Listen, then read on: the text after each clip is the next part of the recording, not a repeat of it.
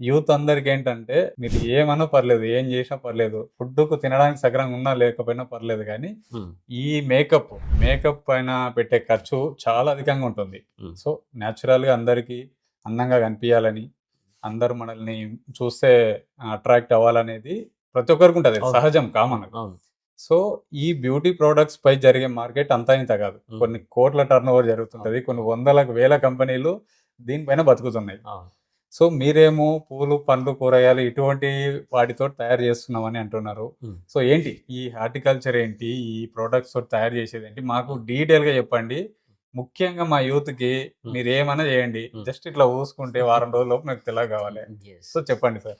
Doctor G. Shankaraswamy post harvest technology lab, college of horticulture Mojerla, Sri Konda Laxman Telangana state horticulture university. ఇది మన college Wanaparthy డిస్ట్రిక్ట్‌లో ఉంటుంది. మోజర్ల గ్రామానికి దగ్గరగా ఉంటుంది. పెద్దమందడికి గూడా చాలా దగ్గరగా ఉంటుంది. ఒక 17 సంవత్సరాలు రీసెర్చ్ జరిగింది దీని మీద. నేచురల్ ప్రొడక్ట్స్ మీద. సో, దీనికి ఎలాంటి ఉత్పత్తి చేయడానికి, దీని మీద మీన్స్ అంటే దీని మీద అవగాహన పెంచడానికి కారణం ఏంటంటే, so, I affected with the colic cancer. ఢిల్లీలో ఉండేటప్పుడు ఒక సూపర్ మార్కెట్‌కెళ్ళి నేను చిల్లీ పౌడర్ తీసుకొనొచ్చాననమాట. అంటే మనం తినడానికి, కర్రీ వండుకోవడానికి. ఓకే. ఈ చిల్లీ పౌడర్ తినేసరికి ఏమైందంటే క్యాన్సర్ కారకం అంటే మీన్స్ అల్సర్ రావడం అలాంటిది జరిగింది. ఈ ఓకే. మిస్టేక్ ఏదో ఒకటి ఉండాలి. నేను తినే ఆహారంలోనే ఉండాలి అని గమనించేసరికి మొత్తం నేను తినే ప్రతి ఆహారాన్ని టెస్ట్ చేశాను. ఓకే. చేశాక చిల్లీ పౌడర్ రీజన్ అని తెలిసింది.